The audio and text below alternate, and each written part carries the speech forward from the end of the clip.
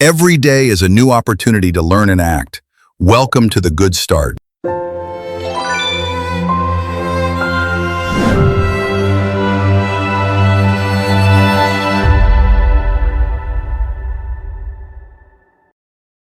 Welcome back to The Good Start. I'm Amelia, and I'm so excited to have you with us again. Last week, we built an unshakable persistence system with strategies like MEA, zero-friction launch, and accountability anchor. But today, we're tackling one of the biggest obstacles for millions of English learners, the fear of speaking. I'm Lucas. If you've ever felt your heart pound, your palms sweat, or your mind go blank just before speaking English, you've experienced what we call the Fluency Freeze. It's not about vocabulary or grammar. It's your brain's primal danger alarm firing. Even when there's no tiger, just a conversation. Why is it so much easier to write than to speak out loud? You know the words, learned the phrases, yet when it's time to talk, it's like hitting an invisible wall. Imagine being struck by a brick you just can't see. Why? Today we'll break down that wall and teach you how to shatter it. Here's the truth. Your brain perceives speaking as a high-risk performance. Making conversation triggers social pressure your body interprets as threat, causing sweating, racing heart, mental block. This is called cognitive overload. And that overload, we're going to learn how to neutralize it today. So, how do you overcome this freezing? Our secret weapon is the shadowing technique. It's not just about listening, but about mirroring. Repeating what you hear without pressure, focusing on rhythm, intonation, and fluidity. Lucas, why is this technique a total game changer? It's simple. Shadowing lets you not understand everything right away, but focuses on syncing your mouth with native English speech. You listen to a native speaker from a podcast, a movie, or an audio lesson, and immediately repeat what they say. The goal isn't to understand every word, but to mimic the flow of the language. It's like learning an instrument. At first, you follow the notes. Then your fingers know the keys by muscle memory. Speaking works the same way. After repeated practice, your muscles remember the movements. Let's try it right now. I'll say a phrase, and you'll repeat immediately, no thinking. Ready? Let's do it! I can't believe I'm doing this. I can't believe I'm doing this. Great. Now, let's go a bit faster. Keep the rhythm, but not the perfect pronunciation. I can't believe I'm doing this. See? Not that hard. Repeating this way trains your brain for automatic speech. The fear fades little by little. And if you mess up, no big deal. No one hears you.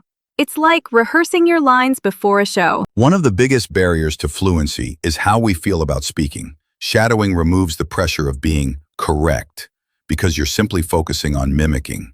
This releases your brain from self-judgment, allowing you to make mistakes without stressing about them. Over time, you'll realize that speaking isn't a performance. It's just a conversation, and you're allowed to make mistakes. Now let's move to our daily expressions kit. This isn't just a list of random words.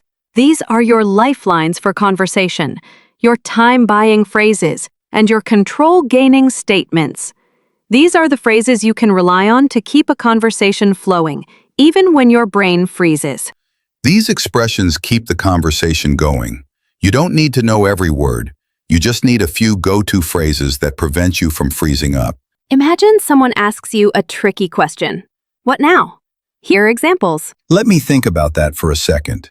A classic to buy a few seconds to think. Or, that's a great question. I need a moment to answer. This shows you're engaged, but taking your time. And, I'm not sure right now, but I'll get back to you later. This gives you breathing room to think. These phrases save you. No need to answer instantly. You show you're engaged, but you take time to think through your response. Let's break it down a bit more. There's a big difference between stalling and gathering your thoughts. These phrases are not just a way to delay. They signal to your conversation partner that you're actively thinking. You're still participating, you're not freezing, and you're not pretending to know something you don't. Here's another powerful phrase for those times when you want to confirm that you understood the question correctly.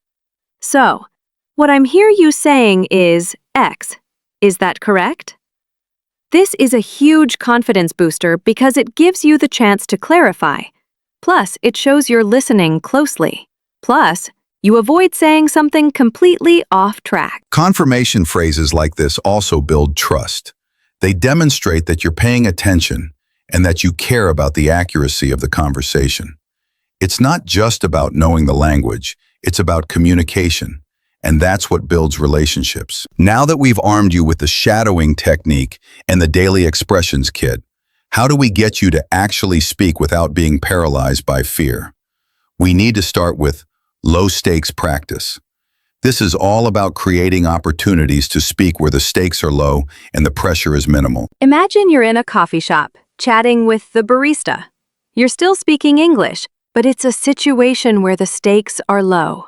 The conversation is quick, predictable, and doesn't come with a risk of embarrassing yourself in front of colleagues or a boss. Let's try it. Amelia, you're the customer, and I'm the barista. You've got your daily expressions kit ready, and you've been practicing with shadowing. Now, order your coffee. All right, here we go. Hi, welcome to our coffee shop. What can I get for you today? Hi, I'll have a cappuccino, please. Would you like soy milk with that? Soy milk, please. Thank you. See? Easy, right? These simple, everyday moments are the perfect place to build your speaking confidence. The more you practice in situations like this, the less fear you'll feel when it's time for a bigger conversation. And the great thing about low-stakes practice is that it doesn't have to be limited to ordering coffee. It could be asking for directions in the street, or even talking to someone in an elevator. The key is to find opportunities where you can make mistakes without any major consequences. It's also about building momentum. The more you practice these small conversations, the more they accumulate, and eventually, speaking becomes second nature. It's not just about speaking English, it's about living in English, and that's when the magic happens. I'll admit, my first experience with low-stakes practice was a bit awkward.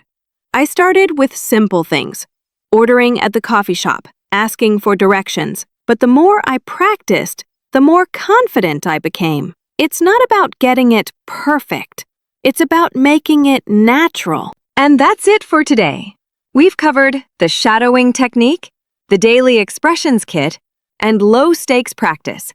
With these tools, your fear of speaking will fade, and you'll speak with confidence. Remember, consistency is key. It's not about perfection. It's about making speaking a daily habit. The more you speak, the weaker the fear gets. But once you have that confidence, how do you turn it into real opportunities? How do you use that fluency to advance your career and even make money? We're Amelia and Lucas. Speak up, express yourself. See you next time. We'll cover that next week.